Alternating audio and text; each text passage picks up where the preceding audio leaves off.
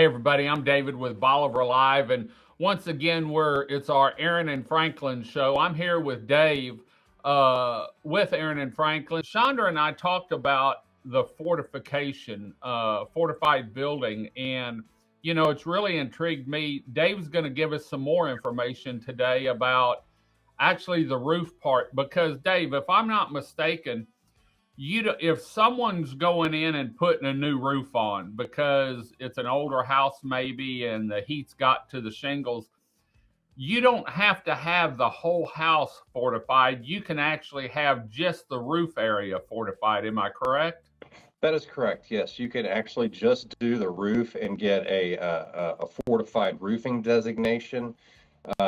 It's a lot more documentation on the roof. There's some additional things as far as how you do the underlayment.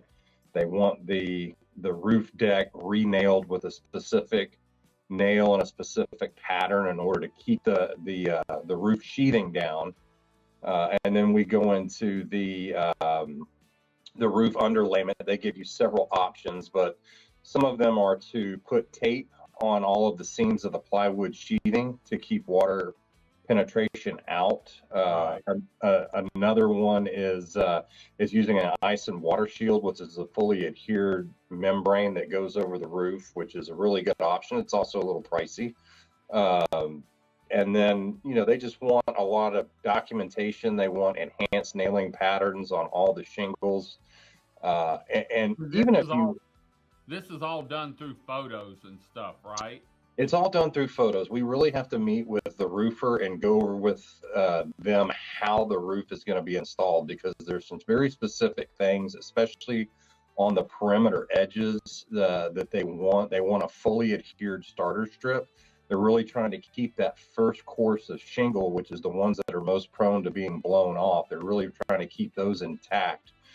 In addition to that, they have an enhanced drip edge nailing pattern they want you to use, and some other things, but they really are focusing in on that fully adhered starter strip around the edges and perimeters. So When when you're talking price increase, and money saved, have you done any studies or have any numbers on, yes, it's going to cost you an extra 10%, but it's going to save you 15% every year on certain things?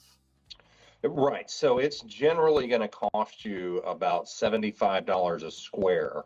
More, just depending on the larger the number of squares, that kind of reduces down. You get some additional covers like our inspections, where if you got a small roof, we have to do the same number and same type of inspections if you get a large roof. So that number is kind of a little bit of a variable, but typically when you look at renailing the roof decking, you're adding a lot, but you're adding when that roof, all shingles are they're rated to a maximum of 130 miles an hour. Well, if you get winds over that, or if the guy did 15 shingles in the row perfect and then he did five that weren't perfect, then those blow off. You get water intrusion. 65% of all damage from hurricanes comes through losing the roof system, and then you get water intrusion into the house, and then you have all kinds of problems. So Is Have they done any studies? And I know y'all have done a lot down in Florida, actually along the whole Gulf Coast. But when it comes to roof types, is there any studies done on regular shingles versus a metal roof versus a tile roof, on which one survive, is a hardier roof and holds together better? typically, the metal roofs, if done correctly, can withstand a greater wind force. Tile roofs or can also do that if they use a foam system along with a screw. A lot of it comes down to who's installing it. I mean, Does it? we're out there when we're inspecting them. We're there for a moment in time. We're just checking it out. But if you have a good quality, reputable contractor who's checking his work, making sure his guys are properly fastening the systems and doing all that, then that's really where the rubber meets the road, and getting a good roofing contractor is very important. So Great, great. Is there what other things, like if you're doing new siding on a house, um, say you do a new siding and you're not doing the roof, can you get the uh, protection when you replace the siding also, What and we sort of do it in stages? Right. It's usually just for the roof. I think with the way that the insurance companies are leaning, a lot of we've gotten had some of our associates with State Farm and USAA who have told us they're only going to be writing policies in tier one and tier two counties if they have a fortified gold, and they'll consider them with a fortified roof. Okay. But if you are getting the siding replaced, that additional documentation at that time can help you for getting a complete envelope and just documenting it. And there's really not a lot of additional siding uh, details that you would have to do to become fortified. It would just have to be documented properly. So, So, from what I'm hearing from you, and then what Chandra and I've talked, more or less, if you can keep your roof intact so it doesn't leak, that's where 99% of the damage starts, is when you lose a shingle and then you lose a row and then you lose one side of the house. Maybe you're on the windward side, water gets in it if it's not sealed right, and then it goes throughout the house, because you and I both know, if a storm comes, you can't get back in here immediately to start pulling sheetrock out. And if you do, you definitely need to take pictures and video before you do anything to your house. But if you can keep the roof intact, more or less, your chances of surviving a storm without anything major is real great if you have the windows and the siding installed right. correct. And that is roofing. 65% of the damage, maybe more than that, is comes in from the roof. You start losing those shingles, you get water coming in, then you got sheetrock problems, and you've got Right. flooring problems, and all your pictures and photographs and everything you've got in your home starts to get ruined. So if you can keep the roof on, you have a real good chance of keeping the house together, especially on Bolivar, where there's a lot of new construction. It's all been done to the code. We've already been enforcing continuous load path out there and really, Right. transferring all the loads from the roof all the way to the ground. So those houses will take a lot. Now, of course, you get something happens and you get a big something hits a window and you lose the window. It goes from a partially enclosed or a fully enclosed structure to a partially enclosed, and Right. that's when you start seeing a lot of additional damages. Once that building envelope is damaged, then you start seeing a lot of issues.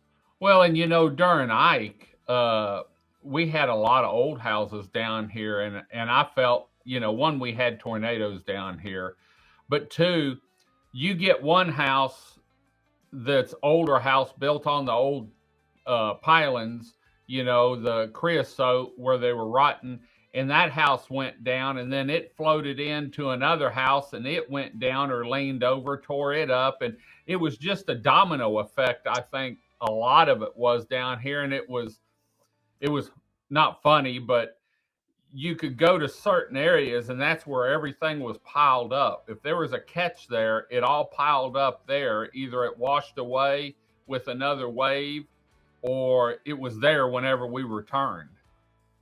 That's right. We actually after Harvey were in Rockport and we looked at some houses that actually were newer homes but had failed, and one of the reasons that one of them in particular had failed was because it got several boats stuck up underneath it, And and it lifted it up. those boats just started clogging everything, and then the water loads on those boats, they couldn't get past the pilings. So in a V zone, you have breakaway walls. They're designed to fail. They're designed to, when the water starts coming in and crashing on those, that they can just go around the pilings and not Right. have any issues there. But when you get a lot of debris in there, that's when it really starts pushing on those piles, and it can actually push an entire house over if you get enough load going on So Great, great.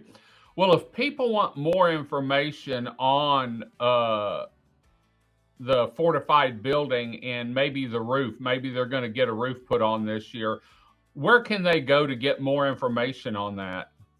I think just go to Aaron and Franklin's website, www.aranfranklin.com, and click on a link. You can call the office anytime. We'd be happy to talk to you. We have a Stephanie, who is our fortified sales team lead. She's a good resource and a good person to talk to about that. So, And just real quick, if someone builds a whole house fortified, they can save quite a bit of money on their insurance, can't they?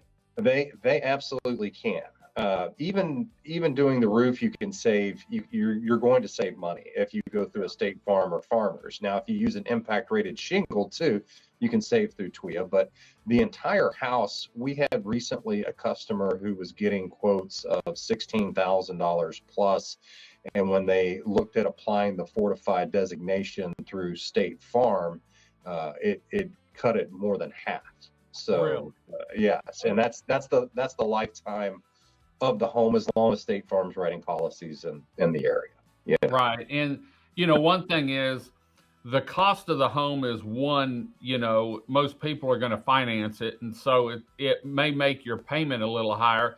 But when you can drop your insurance 25, say 35 to 50%, man, that's a lot of money on you're saving $8,000 a year on that one particular house. Or even if it was $6,000 a year over, 10 years, you're looking at a lot, $60,000 that you can save if my math is right this early. But it adds up. It appears to be pretty significant, and I'm not an insurance guy, but just some of the things we've seen. If I was building one out there, there was no doubt. And the majority of it, when you're building one from scratch, we're already doing the majority of those items. Right. Are captured under our traditional windstorm. There's a little bit more engineering that has to be done, a lot more documentation, but most of it comes down to the roof system. So, but yes, there are significant savings, and you don't have to go to TWIA, to the insurer of last resort. Right.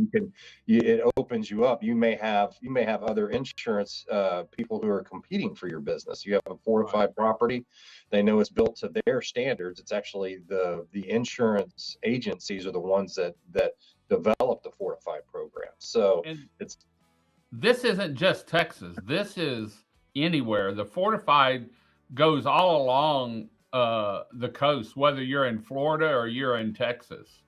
Absolutely. And actually in Louisiana and Mississippi and Alabama, the fortified program is basically like their WPIA TWIA program. It's essentially what they say that you have to build to. So they're already doing that.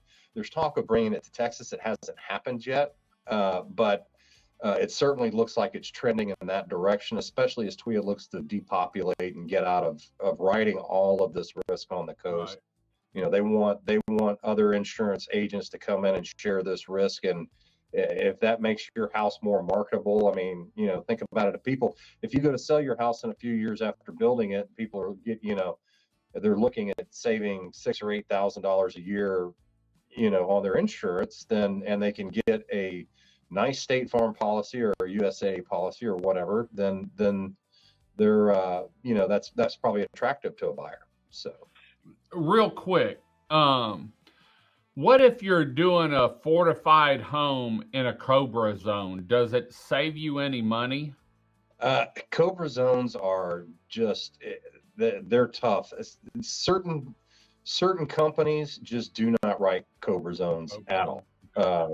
Most of them are done through Lloyd's of London, and they're pretty selective, but Cobra zones are kind of there. It's a real crapshoot on getting insurance on though. But I know that the fortified really, for some of these companies, it's not going to matter because they're not going to write it anyway. So okay.